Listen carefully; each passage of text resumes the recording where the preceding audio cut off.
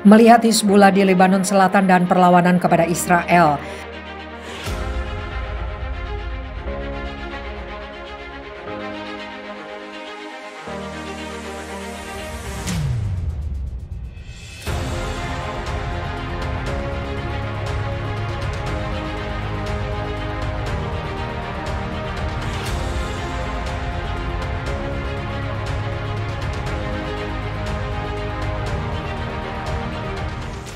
Jalan di Lebanon dipenuhi poster foto-foto para syuhada pejuang Hizbullah. Foto mereka dipasang di samping foto para pemimpin Hizbullah. Hizbullah sangat populer di Beirut Selatan. Mereka adalah orang Arab yang bertekad berperang dengan Israel atau dengan negara Zionis.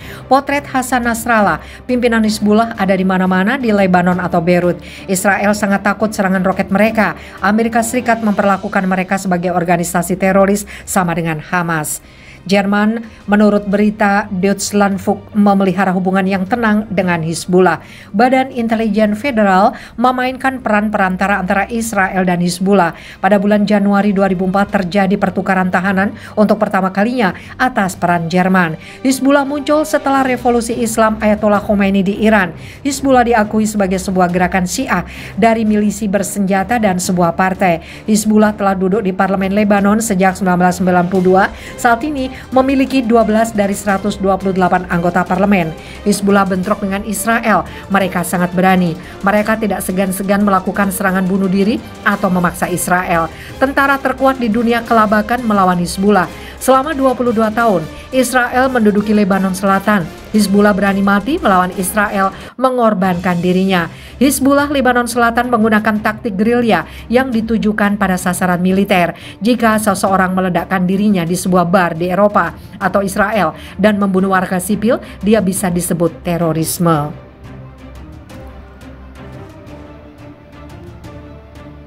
Tetapi meledakkan dirinya di antara pasukan Israel di wilayahnya Lebanon adalah membela diri melawan penjajah yang ada di tanah air mereka. Zainab, 35 tahun, ibu dari 7 anak putranya tewas dalam perlawanan ke Israel. Banyak pemimpin Arab yang pernah kehilangan putranya dalam pertempuran melawan Zionisme.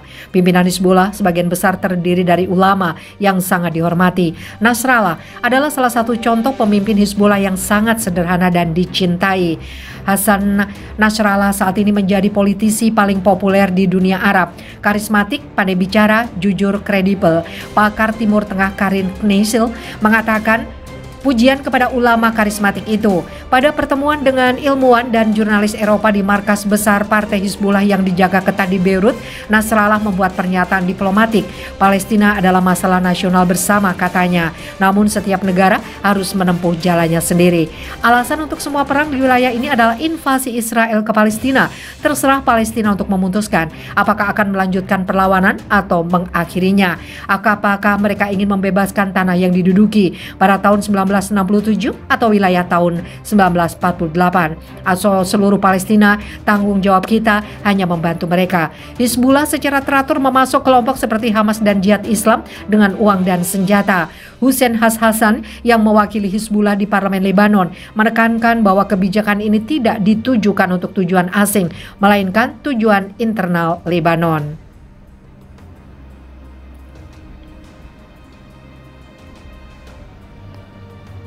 Ada 400.000 pengungsi Palestina di Lebanon. Rencana Amerika dan Israel adalah menasionalisasi orang-orang ini, memberi mereka kewarganegaraan Lebanon. Tapi semua orang menolak rencana Amerika dan Israel tersebut. Mereka adalah rakyat Palestina, ingin kembali ke negaranya, mendirikan negaranya sendiri, membentuk pemerintahnya sendiri. Hasan mengatakan perjuangan bersenjata Hizbullah terbatas pada wilayah Lebanon. Partainya tidak tertarik mendirikan cabang di Suriah atau Palestina atau terlibat aktif dalam konflik lain. Ide dasar Hizbullah dan Iran tidak diakui oleh mayoritas orang Arab yang beragama Sunni. Norma, 29 tahun, seorang Protestan. Dia tinggal di Lebanon Selatan seperti kebanyakan orang Kristen di Lebanon Selatan. Norma tidak memiliki masalah mendasar dengan Hizbullah, tapi dia lebih suka melihat milisi Syiah dilucuti. Lebanon lebih memilih untuk menyerahkan konfrontasi dengan Israel kepada Hizbullah, sebuah gerakan perlawanan non-negara di Lebanon Selatan. Ada kecurigaan terhadap Hizbullah, apakah ingin mendirikan Republik Islam di Lebanon berdasarkan berdasarkan model Iran.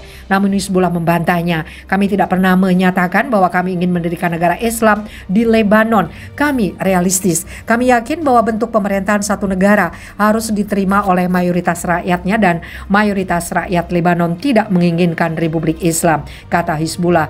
Victor Alkik dari Universitas Lebanon, seorang Kristen, menganggap ketakutan ini tidak berdasar.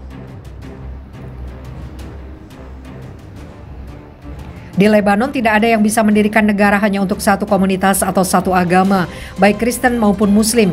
Perang yang berlangsung hampir 15 tahun menunjukkan kepada kita bahwa itu tidak mungkin. Hizbullah adalah milisi militer dan partai politik, tapi mereka bukan teroris. Terorisme Islam yang kita lihat hari ini tidak berasal dari Hizbullah.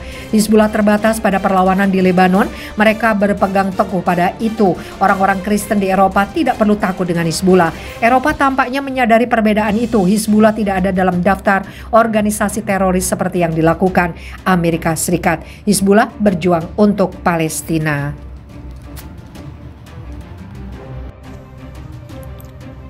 Pasukan Hizbullah serang wilayah Israel rudal berterbangan di daerah perbatasan Lebanon.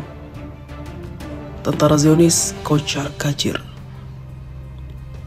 Secara mengejutkan, kelompok milisi Lebanon, Hizbullah, mendadak menyerang wilayah Israel.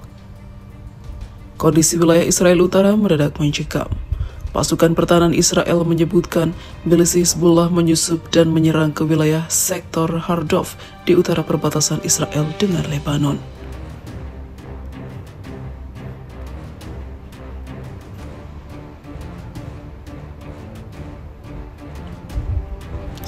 Pada Senin, kelompok milisi Hizbullah menembakkan rudal anti-tank jenis Kornet ke beberapa lokasi konsentrasi militer Israel.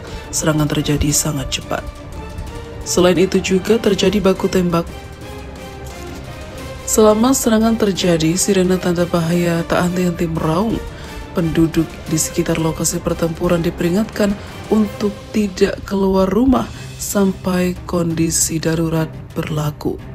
IDF kini telah mengeluarkan arahan kepada penduduk daerah perbatasan dengan Lebanon menyusul insiden keamanan di sektor Hardov. Warga diharuskan tinggal di rumah, sebut IDF dalam keterangan resminya.